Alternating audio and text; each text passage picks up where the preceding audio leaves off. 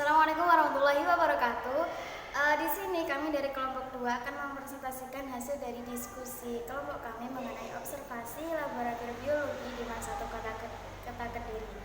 Pertama-tama, perkenalkan dulu anggota kelompok kami. Yang pertama adalah Ruli Farial Zulfi dan saya Siti Siana. Selanjutnya ada Dia Airobiatul Adabiyah, Kamnatul Nisa, dan juga Nova Adidaya Salsabila. Pembahasan pertama yaitu mengenai fasilitas dan alat laboratorium biologi. Jadi peralatan laboratorium itu menurut Permenpan nomor 3 tahun 2010 adalah mesin, perkakas, perlengkapan dan alat kerja lain yang digunakan untuk pengujian, kalibrasi dan atau produksi dalam skala terbatas. Peralatan laboratorium ini itu dibagi menjadi 3, di antaranya yaitu kategori pertama, peralatan kategori 1. Peralatan kategori 1 itu adalah peralatan yang cara pengoperasian dan perawatannya itu mudah dan risiko penggunaannya itu juga rendah, dan juga selain itu kecermatan pengukurannya itu cukup dengan menggunakan SOP yang termasuk peralatan kategori 1 ini itu adalah glass beaker dengan berbagai ukuran, bola hisap, lampu didih dengan berbagai ukuran, dan juga botol timbang dengan berbagai ukuran, dan lain sebagainya. Yang kedua adalah peralatan kategori 2. Peralatan kategori 2 adalah peralatan yang cara pengoperasian dan perawatannya itu sedang, serta risiko penggunaannya itu pun juga sedang. Selain itu, akurasi atau kecermatan pengukurannya itu juga sedang dan sistem kerjanya tidak begitu rumit. Pengoperasian peralatan kategori 2 itu memerlukan perawatan khusus yang termasuk peralatan kategori 2 itu adalah water bath, oven, inkubator, centrifuge, vakum, seeker, microwave, dan goldfish. Dan juga yang terakhir adalah peralatan kategori 3. Peralatan kategori 3 adalah yang cara pengoperasian perawatannya itu sulit serta resiko penggunaannya pun juga tinggi. Selain itu, akurasi atau kecermatan pengukurannya itu pun juga tinggi dan sistem kerjanya itu rumit yang pengoperasiannya memerlukan pelatihan khusus dan bersertifikat. Dan yang termasuk peralatan kategori 3 ini teman-teman yaitu adalah spektrofotometer, HPLC GCMS, dan rotary avatomator. Berdasarkan wawancara dengan Pak Joko Susanto selaku Kepala Laboratorium Biologi Men 1 Kota Kediri, itu kemarin diperoleh data di antaranya. Yang pertama yaitu mengenai fasilitas laboratorium biologi Men 1 Kota Kediri, terdapat fasilitas seperti wastafel dan tempat untuk mencuci alat-alat laboratorium setelah digunakan untuk kegiatan praktikum. Dan dari sini itu dapat dilihat bahwa fasilitas-fasilitas yang ada di Laboratorium Biologi Men 1 Kota Kediri itu sudah memenuhi standar sesuai dengan yang ada di makalah. Dan mengenai listrik dan air yang terdapat di Men 1 Kota Kediri sendiri itu berasal dari pemerintah. Jika listrik mengalami pemadaman, itu Men 1 Kota Kediri masih bisa melakukan pembelajaran dan praktikum seperti biasanya. Tidak ada hambatan mengenai penerangan dan juga saluran air, karena di Men 1 Kota Kediri itu menyediakan genset yang bisa digunakan ketika listrik itu mengalami pemadaman. Selanjutnya mengenai kelengkapan alat laboratorium biologi Men 1 Kota Kediri, hasil observasi laboratorium biologi Men 1 Kota Kediri kemarin menunjukkan bahwasanya fasilitas yang ada di laboratorium biologi Men 1 Kota Kediri itu juga sesuai dengan standar yang ditulis di makalah.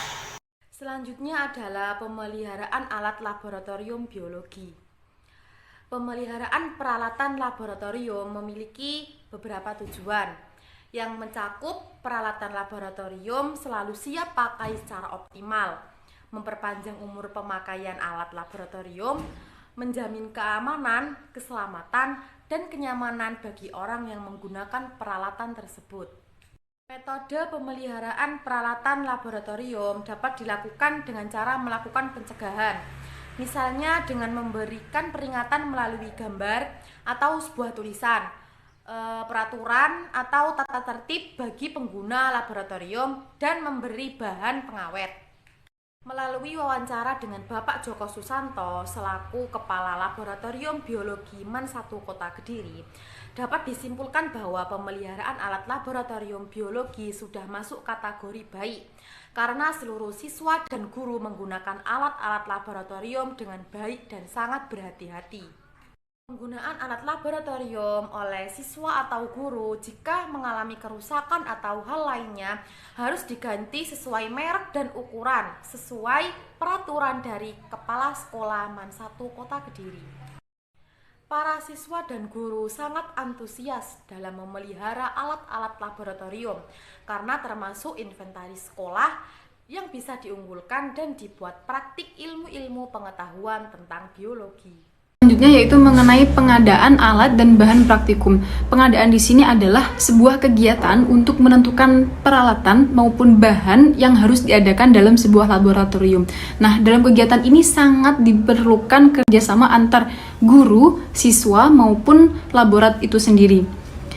Setelah ini saya akan memaparkan beberapa tahapan perencanaan yang akan dilakukan dalam proses pengadaan bahan dan alat praktikum. Nah, selanjutnya pengadaan alat dan bahan praktikum di sini dibagi menjadi 3 perencanaan. Yang pertama yaitu identifikasi, kemudian pemilihan alat dan bahan, lalu yang terakhir adalah membuat daftar usulan alat. Untuk yang pertama di sini yaitu identifikasi. Identifikasi yaitu tahapan ini adalah langkah awal untuk mencoba mengidentifikasi alat dan bahan apa saja yang dibutuhkan pada kegiatan praktikum nanti.